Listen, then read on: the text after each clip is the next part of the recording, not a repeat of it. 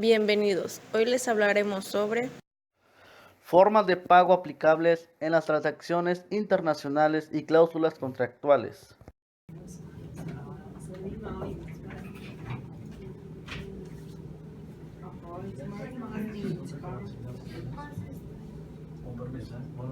Buenos días. Buenos días.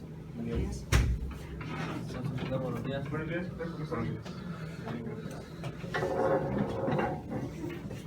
Díganme, ¿cuál es su motivo de su visita? Bueno, mi nombre es Héctor Chávez y soy representante legal de una empresa mexicana. Su nombre es Manzanísima y tenemos un plan de exportación hacia Japón. Bueno, licenciado, buenos días. Mi nombre es Jesús Díaz Sánchez. Estoy representando a la empresa Kyoto en Japón, una empresa importadora. En este caso, haremos un contrato de compra-venta internacional y requerimos de su servicio tanto en asesoría. Entonces, usted nos pueda ayudar en ese tema. Claro, han venido con las personas indicadas. Nosotros ayudaremos en su proceso de exportación. E igual vamos a explicarles los medios y modos de pago que existen en el comercio internacional, tales es el cheque, transferencia bancaria, la carta de crédito, y les haremos saber cada una de ellas sus ventajas y desventajas.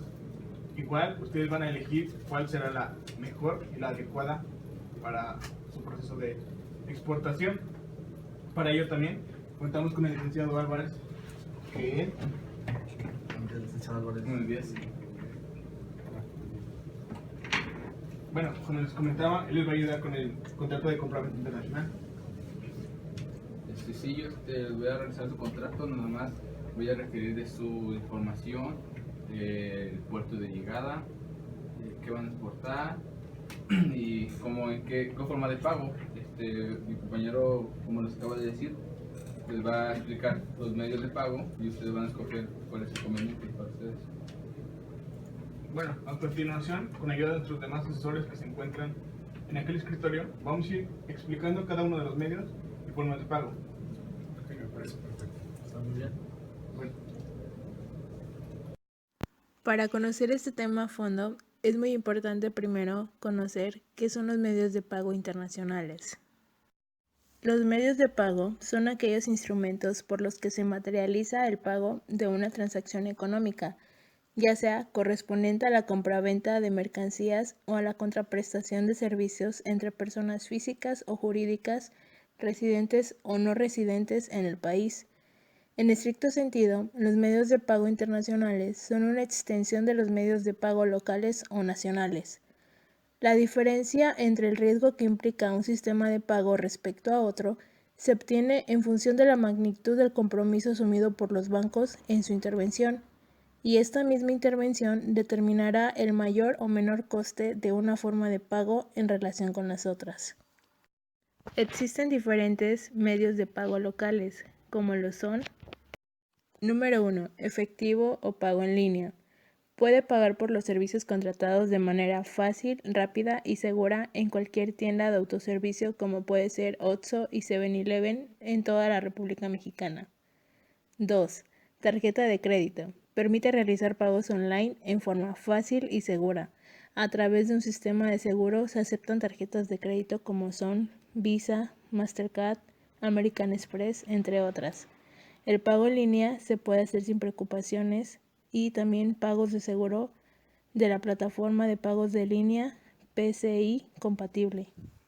3. Tarjeta de débito. También se aceptan pagos en línea utilizando tarjetas de débito PIN, que incluyen los logos de Visa o Mastercard. Es posible que se necesite contactar con su emisor de tarjeta para habilitar su pago en línea. 4. PayPal. PayPal es la forma más rápida y segura de pagar en Internet. No necesita ingresar su tarjeta de crédito o datos personales. Realiza transacciones con la máxima seguridad y protección. Para eso, es necesario contar con una cuenta PayPal. 5. Skrill. A través de Skrill se pueden realizar pagos en línea de una forma simple y segura. De esta forma, no se tienen que publicar los datos financieros en línea, y de igual manera se necesita una cuenta en Skrill para poder realizar este tipo de pagos. 6. Western Union. para poder pagar en efectivo en cualquier lugar donde se vea el cartel Western Union. Los pagos de Western Union son seguros y rápidos. Pueden ser emitidos tanto en dólares como en moneda local. De igual manera, existen medios de pago internacionales, los cuales se agrupan en dos grandes categorías, como son medios de pago simples. El pago no está condicionado al flujo de documentos. Este es anterior o posterior a la entrega de la mercancía. Los documentos que representan a la mercancía se enviarán al comprador de forma independiente. Ejemplos de este tipo de medio de pago son billetes de banco, cheque personal, cheque bancario, orden de pago simple y remesa simple. Medios de pago documentarios. El pago está relacionado con la entrega de documentos. La forma de pago suele ser siempre simultánea a la entrega de la mercancía. Los documentos que representan a la mercancía se entregan al comprador en el momento del pago o la aceptación de un efecto.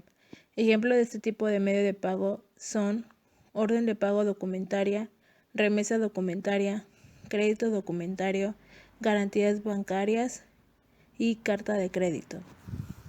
A continuación se conocerán cuáles son las indicaciones al concluir una transacción de compra-venta internacional, fijar y acordar el medio de pago a utilizar, especificar cuáles son los medios de pago más utilizados en la transacción, que son medios de pago simple, cheque bancario, cheque personal, orden de pago simple, remesa simple. También se destacan por medio de pagos documentarios, que son orden de pago documentaria, remesas documentarias, crédito documentario, que a su vez es la carta crédito. El medio de pago a utilizar es el crédito documentario, que a su vez es la carta crédito, ya que ésta te brinda confianza a la hora de hacer el pago, porque entregas la documentación como factura comercial, certificado de origen, lista de empaque, documentos del transporte, entre otros. Condiciones de entrega y calidad de la mercancía. En el contrato se estipula la forma de entrega de la mercancía, en este caso el Incoterms que se va a utilizar, que es el Incoterms Free On Board 2010. La vendedora cubrirá los gastos de logística de mercancía al punto acordado con la compradora, asimismo en el contrato especificando el certificado de sanidad para ver la calidad de la mercancía, a su vez para evitar cualquier controversia. También se tiene que fijar las responsabilidades de cada parte, dependiente del medio de pago elegido. Responsabilidades del vendedor. Debe entregar la factura comercial, encargo referido, la carta de instrucciones al agente aduanal, la lista de empaque, el certificado de origen, documentos del transporte, documentos que avalen el cumplimiento de las regulaciones y restricciones no arancelarias, tales como certificados sanitarios, certificados de calidad, permisos, etc. Responsabilidades del comprador. La empresa compradora se debe de recibir los documentos como lo son factura comercial, encargo referido, lista de empaque, documentos del transporte, entre otros más, para que avale la orden de pago por parte del mismo. ¿De qué depende la elección del medio de pago más apropiado? Influyen varios aspectos, como son el cómo se negocie, las costumbres y costos que enfrente el comprador, las exigencias cambiarias y monetarias del país al que pertenece el importador, de la confianza que hay entre importador y exportador, los riesgos que ambos quieran asumir y del tipo de bien o servicio a comercializar. Los factores de carácter general que inciden en esta elección son la naturaleza del producto, el monto de la transacción, forma de pago, costo del instrumento, agilidad para el cobro, grado de relación entre el importador y el exportador y las características de los bancos intervinientes. Ahora, los objetivos. La elección del medio de pago deberá tener en cuenta los siguientes aspectos. Primero, la agilidad buscada, mayormente opuesto a la seguridad. La seguridad, a su vez, opuestos al costo. Cuanto más seguro, más caro. Poder negociar de las partes. Si queremos vender, a veces tenemos que aceptar algún riesgo indeseado, si el comprador no está dispuesto a asumir el mayor costo que exigiría nuestra seguridad. Características del país comprador. Pues hay países con dificultades de pagos internacionales, en los que puede ser recomendable tomar precauciones adicionales, al margen de la solvencia de nuestro cliente. Por último, la financiación. No todos los medios de cobro facilitan de la misma forma la financiación de la operación comercial. Y no, pocas veces. Esto es imprescindible para que se lleve a cabo. Bueno, ahora hablaremos de los factores que inciden en la elección del medio de pago. Como primero tenemos a la confianza. Nos dice que la sensación que tienen las partes contratantes, tanto importador como exportador, de que la otra parte va a cumplir sus obligaciones contractuales fielmente. En este sentido podemos decir que el importador confía plenamente en el exportador cuando realiza el pago de la mercancía antes de que el exportador lo expida. Como segundo tenemos el riesgo. Nos dice que es la valoración de las probabilidades que existen de que la operación no finalice siguiendo las condiciones acordadas por ambas partes. Por tercero nos dice el coste del medio de pago y la seguridad del medio de pago. Un ejemplo claro puede ser que el medio de pago menos costoso es el cheque personal. Sin embargo, su empleo puede conllevar cierto grado de inseguridad para el exportador. El medio de pago más seguro es el crédito documentario, pero también se puede decir que es el medio de pago más costoso. Aspectos relevantes al considerar en la compraventa internacional. Usos y costumbres. La empresa vendedora y la empresa compradora deben de estipular en el contrato que no deben de enviar mercancía en fechas que sean días festivos, ya que en esas fechas son días sagrados para ellos. Legislaciones distintas.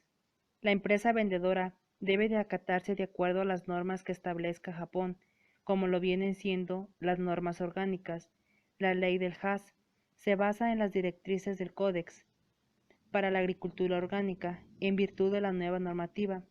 Los organismos de certificación orgánica deben estar registrados, acreditados ante el MAF, y se le llama ahora organizaciones de certificación registradas, y con las que cuenta México, las normas oficiales mexicanas, que pueden aplicar de acuerdo con los productos o servicios que fabricas, comercializas e exportas. Idiomas diferentes. El idioma español es el que establece la empresa vendedora y el idioma japonés el que establece la empresa compradora. En la hora de hacer la negociación, se debe de estipular el tipo de idioma que se va a utilizar o a su vez ambos, para que sea más práctico a la hora de negociar. Monedas diferentes. Cabe mencionar que México maneja lo que es el peso mexicano y Japón el yen japonés, pero en dichos contratos se estipulará que será por medio de la moneda internacional, que viene siendo el dólar. Distancia geográfica. Partiendo de la ciudad de Iguala, de la Independencia, hacia el puerto de Lázaro Cárdenas, las partes convienen en que la entrega de la mercancía, objeto del presente contrato, se realizarán en el puerto de Lázaro Cárdenas, con un tiempo de 10 horas. Lugar donde se embarca la mercancía y terminan los costos y riesgos del vendedor. Homologaciones. Es producir el producto objeto de este contrato, con características únicas, sin que tengan características iguales a los productos del país de Japón, para que no sean rechazados del mismo y así evitar alguna multa o conflicto por plagio, entre otras cosas. Es muy importante que se dé una investigación acerca de las marcas que maneja Japón en Office Patent Japan, una de las opciones a considerar. Seguimos con los riesgos que existen en la compra-venta internacional. Como número 1 tenemos el riesgo comercial. Este es la posibilidad de un impago provocado por problemas relacionados con el comprador, como la insolvencia o la bancarrota, en oposición de la causística relacionada con el país, que tiene que ver con el llamado riesgo de país. Como segundo tenemos el riesgo político. Es un tipo de riesgo financiero que puede afectar a inversores, compañías, así como a gobiernos. Se puede asemejar como el riesgo del país y de hecho se usan ambos términos casi indistintamente, pero el riesgo político abarcaría solo una parte de los factores del riesgo del país. Como tercero tenemos el riesgo del tipo de cambio. En este nos habla que hace referencia a los posibles cambios de cotización de una divisa frente a otra, de forma que dependiendo de la posición que tengamos, la volatilidad de la moneda y el espacio de tiempo que consideremos un movimiento de valor puede hacernos ganar o perder posiciones de valor. Como cuarto tenemos el riesgo de resolución de contrato. Nos dice que se habla de un efecto especial que se produce en los contratos bilaterales, es decir, donde las partes se han obligado recíprocamente y que existen que frente al incumplimiento de una de las partes nace para la otra el derecho de pedir que se deje sin efecto el contrato, reparándosele los perjuicios sufridos. Como quinto tenemos el riesgo de no aceptación de la mercancía. Aquí pueden darse dos situaciones. Una, que el importador actúe de mala fe sabiendo que el coste de traer de la mercancía de regreso es casi prohibido para cualquier cosa, o que por alguna razón no generada para el importador de la mercancía no llegue en tiempo y forma por el cual el importador decide rechazar la mercancía. 6. Es el riesgo de intereses. Nos habla que es un tipo de interés o riesgo de intereses, es el que deriva de las fluctuaciones en los tipos de intereses de los activos y pasivos de cualquier agente económico mantiene en cartera. Las posibles causas de la variación de los tipos de intereses de forma resumida se pueden decir a continuación. Nos habla de que puede ser la política monetaria del control de la cantidad de dinero en circulación. También el déficit público compitiendo con el sector privado de los recursos disponibles, la tasa de inflación como explicación del tipo nominal o tipo de interés exteriores. Explicar el contrato de compra-venta internacional. Esta consta de 12 cláusulas, las cuales les explicaré a continuación. En la primera cláusula nos habla sobre el objeto del contrato. El objeto del contrato, vamos a establecer qué producto vamos a exportar y qué cantidad, pero también vamos a desarrollar previamente sus medidas del producto, su forma de elaboración, qué elementos utilizaste para su elaboración y vamos a describir su empaque primario. En la segunda cláusula nos habla sobre el precio. El precio es la cantidad que el importador pagará por la mercancía que compró. En el precio colocaremos el costing. ¿Cómo fue que sacamos el precio que nuestro importador nos pagará? Ya incluida el precio de la producción, los helicópteros a utilizar, la logística, y pues ya va a pagar todo como la documentación. Este se deberá poner en el tipo de cambio al día que se elaboró el contrato en la moneda dólar, ya que es la más utilizada en el comercio. El tercer punto nos habla sobre las condiciones de entrega. Las condiciones de entrega, eso es la parte que acuerda el vendedor y el comprador para entregar la mercancía. En este caso utilizaremos el Incoterms Free On Board 2010, que nos dice que la vendedora cubrirá los gastos de logística de la mercancía al punto acordado. El punto acordado del Incoterms es que la mercancía debe de estar ya en la embarcación, debe estar en el buque, arriba del buque, con un tiempo de llegada de 10 horas al puerto de Lázaro Cárdenas, y con un costo de $8,000 para que parte de la ciudad de Iguala hacia nuestro puerto, que es Lázaro Cárdenas. La cláusula número 4 nos habla sobre el tiempo de entrega. El tiempo de entrega en que el vendedor se quita de los riesgos y costos de la mercancía hasta que la mercancía esté embarcada en el buque. Como nosotros acordamos en la cláusula anterior que utilizaremos el Incoterms Free On Board hasta que la mercancía esté en el buque, el vendedor se limitará de los costos y riesgos de la mercancía. La cláusula número 5 nos habla sobre la forma de entrega. Aquí especificaremos cómo irá la mercancía al momento de exportar. Nosotros pusimos que está envasada en una caja de cartón orgánico con medidas de 45 por 40 y embalada en una tarima de madera que está previamente curada de plagas con pesticidas orgánicos, en la cual se estibarán 40 cajas por tarima envueltas con playet, depositadas en un contenedor door refill, transportadas en un buque frigorífico. Aquí vas a especificar bien cómo va a ir tu mercancía. Pues dependiendo de la mercancía que vayas a mandar, al lugar que vayas a mandar.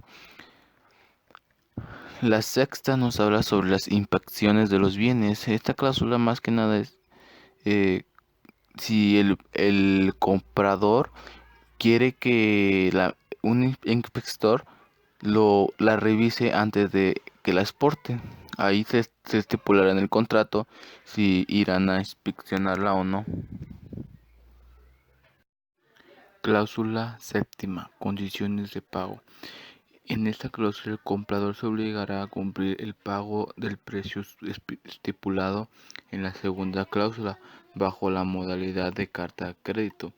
Bueno, en esta cláusula podemos poner la forma de pago que sea conveniente para los dos comerciantes.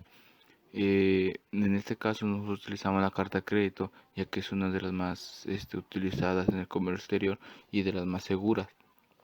En esta estableceremos dos bancos. En nuestro caso usamos el HSBC, ya que es un banco mundial. En este tenemos que poner el domicilio de los bancos y el plazo que tiene para fecha límite. Nosotros colocamos la fecha de 30 días hábiles. Cláusula octava. Documentación. El vendedor deberá cumplir con la presentación de los siguientes documentos para que le validen su carta. Al momento de que el exportador mandó la mercancía, ya que el importador la recibió, el importador le afirma al banco que le pague al vendedor. Pero para esto, el vendedor debe de entregar su factura comercial, su lista de embarque, documento de transporte, su carta aporte y la guía de vía de marítima. Esto para que le liberen su carta. Cláusula novena. Resolución del contrato. En esta, las partes podrán resolver el presente contrato si se produce el incumplimiento de alguna de las obligaciones estipuladas en el contrato. La resolución es que se cancelará el contrato si el importador o el exportador no cumple con las cláusulas correspondientes. La cláusula décima nos habla sobre la responsabilidad de la demora. La responsabilidad de la demora se establece que en caso de una fuerza mayor, el vendedor queda libre de responsabilidades a pagarle al comprador. En la 11ª nos habla sobre la ley aplicable. Son las leyes vigentes en la República Mexicana, particularmente lo dispuesto en la Convención de Naciones Unidas sobre los contratos de compraventa internacional. La 12ª y última son la solución de controversias. La resolución de controversias es el arbitraje. Es en caso de que no se llegue a que lleguen a un desacuerdo por las cláusulas anteriores, se comprometerá a un arbitraje de la Cámara Internacional de Comercio de México, a cuyas normas y procedimientos se somete de manera voluntaria. Se establece el lugar que acuerden los comprador y vendedor y el idioma que se efectuará.